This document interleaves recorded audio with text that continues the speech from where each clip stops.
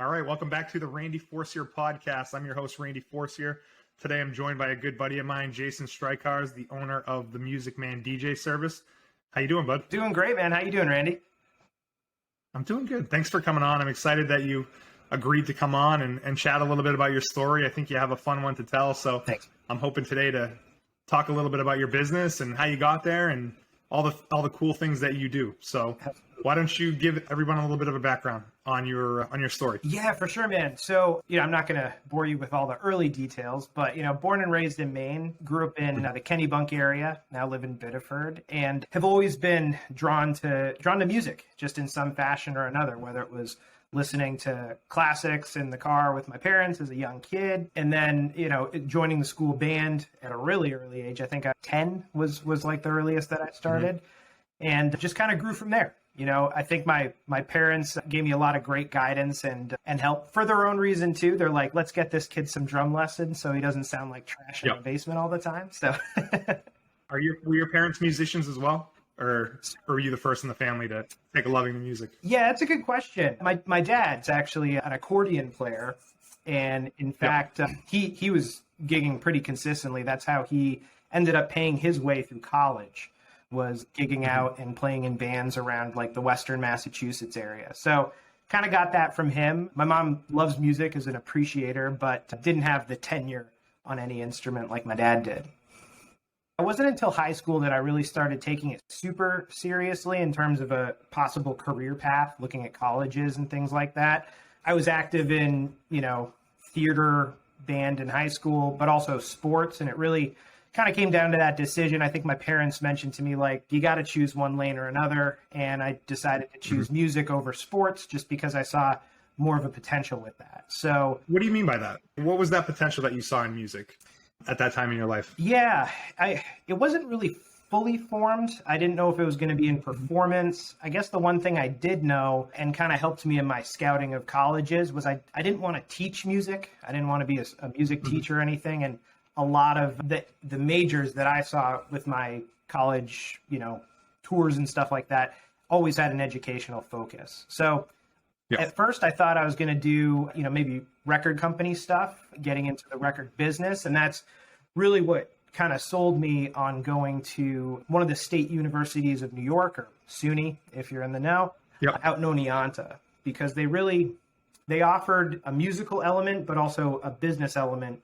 and kind of combine the two. So it was really cool. I was doing, I get a grade for funk ensemble, where pretty much my criteria for being in that class was drumming to James Brown covers at like Parliament Funkadelic, but it was also paired with like accounting and, managerial business courses and things like that. So after you graduated college, you were in a band, right? A gigging band, traveling band. Yep. Tell me a little bit about that. Yeah, funny enough, it was almost the same guys I gigged with as a 15-year-old. When I was in high school, I think I answered an ad for some band looking for a drummer, and they hired me. So I was going out to bars and wasn't even of drinking age yet, but playing out with that crowd, which was interesting. So fast forward after college, I linked up with the guitar player and the bass player again. We found a new singer, and that was pretty much what we did on the weekends. At the time I was working an office job, 9 to 5. I didn't really settle into the music industry after college just because the record industry was kind of in, a tailspin with streaming becoming new. Napster was still kind of an ugly word in the business. So that seems like forever ago. Napster, LimeWire. It really is. All this weird. Yeah. But that was kind of what the topics we were talking about. So I kind of put a pause on the music industry, but I was still involved with our cover band. We gig out. So that's what it was. Cover music. Just like jamming out bars, playing the hits for people. 100%, man. Yeah, we do, Bullfini's in the Old Port, Oasis. I don't even know if it's still around, but we I don't think it is. That brings back some fun memories, though. God. Absolutely, man. And it was a good time. That was my kind of stress relief on a Friday night, playing till 1, 2 in the morning, feeling like a rock star. And we had a pretty cool niche because we weren't doing like classic rock as a lot of the cover bands do. We tried to keep it current and fresh. Really tried to, do like Lady Gaga covers or Bruno Mars covers. And the ones that we couldn't play because there was too much, studio magic, if you will. That's kind of what spawned me into picking up DJing. I would just kind of DJ during our set breaks for 15 or 20 minutes, keep the crowd engaged, keep the crowd, and then just pick up when the guys came back, Yeah, I remember you saying that. So you did that for a few years, and then you took on to actually being a DJ, or transitioned to DJing events afterwards. Yeah, exactly. We got like a brief taste as a cover band of doing a wedding. It was kind of one of those friend of a friend kind of deals, and I think we still undercharged them, but it was like quadruple what we were making in the bars. So I was like, well, that's the play right there is definitely weddings. So when the band kind of dissolved, we all went our own way. I actually wanted to start my own company. I think I still have the business plan drafted somewhere. So this was probably, around like 2015 was when I was really starting putting the business plan together, doing market research, all that sort of stuff. And funny enough, it was actually my dad who was like, well, there's this guy, he lives right in Kennebunk. He runs this company called the Music Man DJ Service. Maybe you should just have lunch with him to pick his brain. And that meeting kind of turned up into him just being like, hey, why don't you, forget about doing everything on your own and come work for me? And that's pretty much what I did. He made a pretty convincing argument. You don't have to spend your marketing dollars. You just come work for me. And slowly but surely, I just kind of grew under his tenure and under the business to just know all the aspects eventually. Now, was that the plan from pretty early on that, were you identified as someone that was going to potentially take over the business at some point from like that moment? Or was it just like you were going to start working there as a DJ, learn some of the ins and outs, but, it was never going to go beyond that? Yeah, good question. I don't think it was really apparent to myself or Mitch, the previous owner, right away. Just the structure of the company is, he didn't know me from Adam, so he kind of starts me off on parties. And once he knows I show up and do a good job, I do weddings. So it probably took 3 or 4 years before we kind of entertained that conversation. At the time, even though I was doing the DJ thing, weddings really only happen on mostly Saturdays, sometimes Fridays or Mondays. So I was still working a day job, Monday through Friday. And it actually started with me approaching the Music Man and saying, hey, do you have a full-time opportunity for me here? I'm not really happy in my day job. I want to make that shift. And that was what, 5 years ago? More than that? Less than that? Yeah, I'd say I feel like I remember years ago is when I ended up going full time, which pretty much involved obviously still DJing events and weddings, but handling the sales side of things, attending bridal shows and expos to kind of drum up more business and getting more hands-on with the administrative side, I guess. Yeah. Why don't you talk a little bit about the different things that the Music Man DJ service offers at this point? I know weddings is the first thing that people think of when they think of what they would hire a DJ for. What are some other things that you could be used for? Yeah, for sure. So yeah, you're right. I mean, weddings are definitely our bread and butter, but there's always a prom season as well. So school dances are a great event for us just because we usually just kind of show up. There's minimal planning and kids have a good time because they feel like rock stars. If you're doing, I'd say any, family reunion where you're having a lot of people gather and you just want to have a professional DJ to kind of push it over the edge, that's a great option. Corporate events come the holidays. That's always good for us to kind of sustain us through those winter months when not a lot of folks are getting married. And recently we've broken into several campgrounds in southern Maine as well, which has been awesome. I mean, it's just, you don't have to wear a suit. You show up in your shorts and flip-flops, and you just play some really fun music for the campers. Yeah, and have fun with the kids. Now, one of the things that you actually helped me out with recently, and it sounds like you're open to outside-of-the-box type things, but I'm president of the Little League softball in Biddeford, and we needed someone to MC our opening day. I didn't want to do it. I didn't have the equipment, didn't want to deal with that at all. So I thought of you right away. You sent a DJ over for a few hours, and it was super smooth. So it sounds like the Music Man DJ service is open to unique things that maybe don't fit into any of those categories. Oh, for sure. Yeah. We had a lot of fun on that event, and it had never really even crossed my mind to do something like that. But absolutely. I mean, I'm always looking for different opportunities because I don't think anyone's going to stop getting married anytime soon, but they're just really cool avenues that we can look into. For example, a couple of my DJs are really well equipped to do karaoke. So what does that look like? Could I entertain something at a local bar or restaurant for Definitely. midweek kind of things. Or yeah, I think that opening day was great. We've been Yeah, it was awesome. I'm glad we did it. We'll probably do it every year. Yeah, I'd love to help you out for sure. We've done road races before. That's something we might entertain, like Beach to Beacon, just having a DJ set up there and do certain announcements. So Yep. open to anything. Is if you think a sound system and loud music will really enhance any event, yeah, I'd love to Then you chat. guys can help. Yeah. So if you look back to 5 years ago, there's 15 or 16 DJs. You're starting to work that marketing sales side of things. And fast forward to earlier this year or last year, you decide, or you work something out with Mitch, that you're going to take over the business. Tell me a little bit about how that came about and what's happened since then.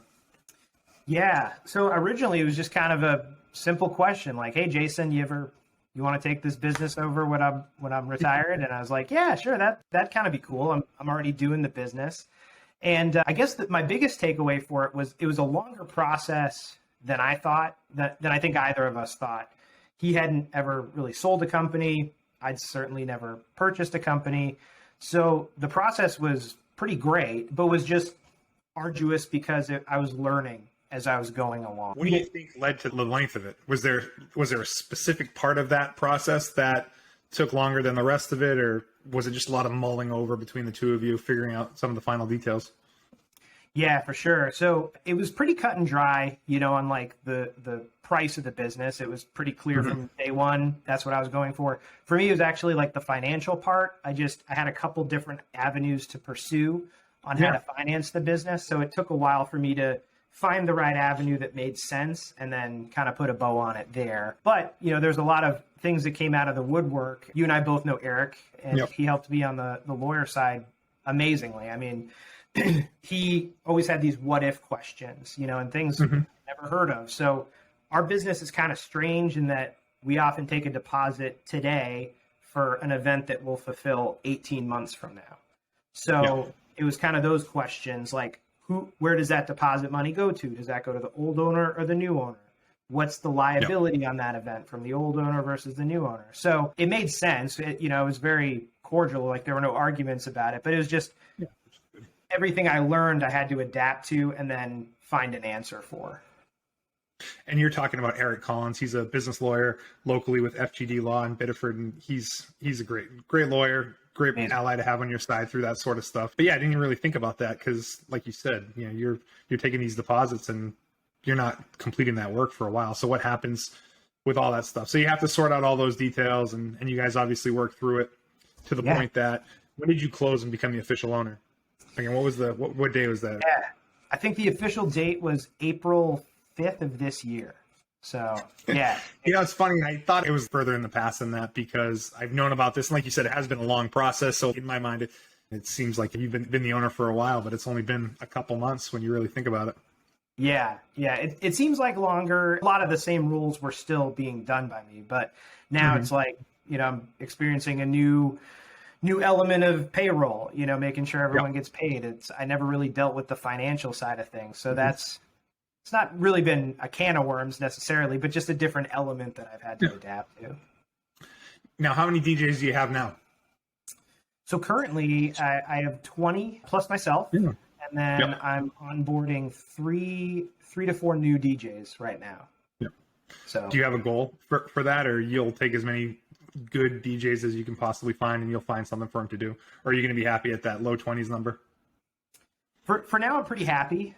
I don't really want to find, a large quantity of DJs. I want quality DJs, ones that I can kind of send out there, just know they're doing a good job. But at the same time, that's really the only way I can kind of expand is how many DJs I can send out or how many products and services we offer. So yeah, I mean, the goal's I would love to grow this to maybe a 30 or 40 DJ company, even further up north. Is that pretty unique structure for a DJ company? Or is that a common thing that there would be companies out there that have 30 or 25, 30 DJs out there? It seems like something unique for me, but maybe it's very commonplace in the business. Yeah, I'd say the size and scope is a little unique, but the structure isn't. Really, there's kind of two lanes that you can go with as a DJ. You can either be a solo operator. So that would just be Jason Strycharz DJ company. I'm the only guy that goes out. I'm the only one you deal with.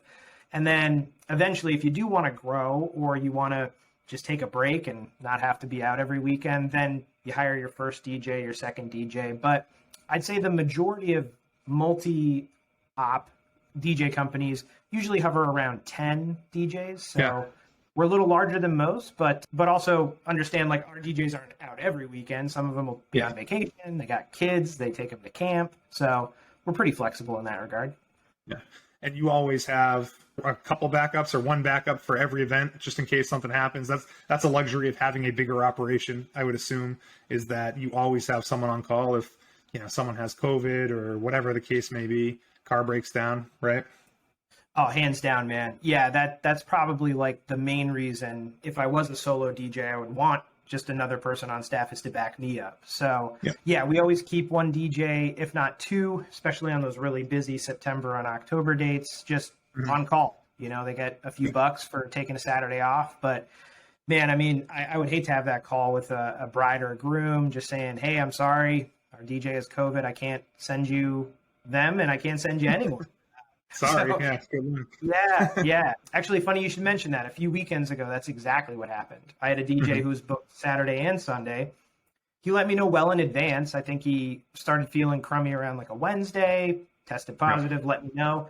But because I had those backups in place, made for some phone calls with the couples being like, here's your new DJ. But it went great. And, it was seamless. Everything worked out. Everyone was happy.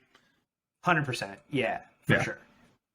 Getting back to the business side of things and the purchasing of the business, anything that you learned through that process that you would have done differently, or any advice you'd have for anybody that's buying a business? Yeah, probably my biggest takeaway was be as specific as possible in terms of what you as a purchaser of the business want to get out of it and what, who's responsible for what. That was kind of the biggest eye opener for me. And then just being open in terms of expectations. If there's a financing component, what does that look like? But I was surprised at how specific I had to be in certain areas on that business transaction, saying you're doing X through Z, I'm doing A through C sort of thing. Yeah. And you leave anything in the gray area and then it's kind of creates a weird spot for the both of you where, no one's sure what to do or how to handle it. So I think that makes sense and it's good advice. In terms of general business, do you have any keys to success that you want to share? It sounds like you've been pretty successsul in this business. I'm sure you have some nuggets in there tucked away, that have led to your success. Any thoughts on that?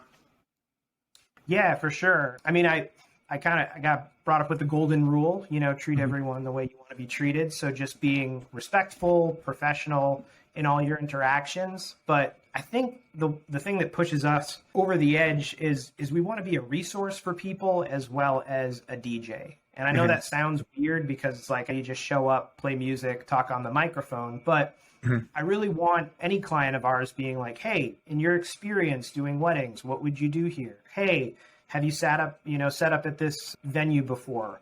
What are your thoughts on flow? So I want to be a kind of an educational component for our clients as well as just the person that shows up and rocks a dance floor. So giving them more than DJs are uniquely positioned for that, right? Like it seems like a DJ would be someone that people would lean on for advice on some of those miscellaneous things. It's a lot more likely that they would lean on you for advice on how to run a ceremony than, maybe the florist or something along those lines. So I could see you being positioned to be that resource for them. Yeah, for sure. And we're happy to help. I mean, it's kind of unique what we do. It's odd to say that I'm at a wedding almost every weekend and most people get married just once. So they have no clue. Most people. Yeah.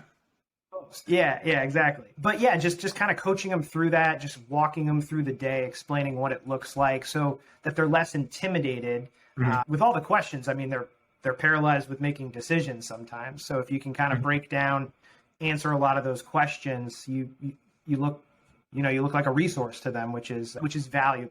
I find that valuable as a consumer myself. Yeah. And then besides, you guys just crush it. I know at least you do in particular. I've been fortunate to attend one Jason Strycharz DJ wedding with Jordan and Sam Fields, and I know the dance floor was packed the whole time, and we just had a blast on it. You were awesome, and I know that that's such an important thing for most people that have weddings is they want to have a packed dance floor. You want to leave with people wanting more and bummed that it's over, not just ready for it to be over. Right. Oh man, I live for those moments. You know, that was such a fun wedding. It was just a really cool vibe in the room. And that's why I enjoy what I enjoy. It gives me that same feeling I had as a drummer. There is a little bit of a performance to it. Definitely. I'm not swinging around my arms, hitting drums. I'm just kind of mixing and blending. But in a way, you're kind of creating a new art from current art. If you think there's about definitely it some way. skill to it. You've showed how it works to blend songs together, and there's a bunch of different ways to do that, but it's not something that anybody can do, or there is a skill to it, and some are better than others at it. So like you said, it's definitely performance and skill to it. So and I've got a chance to see it in action, so it's pretty awesome. I was happy to make the night memorable for you, man. It was a good time. Awesome, dude. Well, those are all the things that I wanted to go over. I want to talk about your business. I think you've done a great job, with where you're at with Music Man DJ Service right now. We're obviously in a networking group together, BNI Rising Tide. I talk about it seems like every other minute on this podcast, but we've been doing that together for 5 years or so now. Love seeing you grow in the business. Excited for what lies ahead for you, and I'm looking forward to helping any way that I can. So I thought this podcast would be a great way to talk about that business, put it out there to more people. As far as main referrals for you, it's just as easy as people looking to hire for an event. Are there any golden goose referrals besides that, or just the wedding stuff that we already talked about? Good question, man. I mean, what we talked about is great, the event side of things. But, I've kind of mentioned this a few times in our group. The golden geese for me are also other vendors. If you have a individual that, certainly owns a venue that hosts events, even anyone in the event space like photographers, caterers, if they're great at what they do and you'd recommend them, I definitely want to chat with them, because I'm always interested and willing to grow my network. And that goes back to the resource part. If a client comes to me and says, who has the best food in town? I have a short list of people to refer to, and vice versa. So I think that's something a lot of folks don't think about, or shoot, even other DJ companies. Because if they're smaller, maybe they can't service a date, but we can. So we just want to chat with everyone and see how we can form a friendship and a relationship. Networking is so important in business, and we've learned that over the years. And I think even networking, like you said, with competitors or other people in the industry is huge for everyone. So definitely keep that in mind. And that's kind of good advice too. So thanks for sharing that. I appreciate it. Yeah, absolutely, dude. Awesome, man. Well, thanks again for coming on. I appreciate it, bud. And we'll talk again soon. Awesome. Thanks for having me, Randy. Cheers. Thanks, bud. All right. See ya.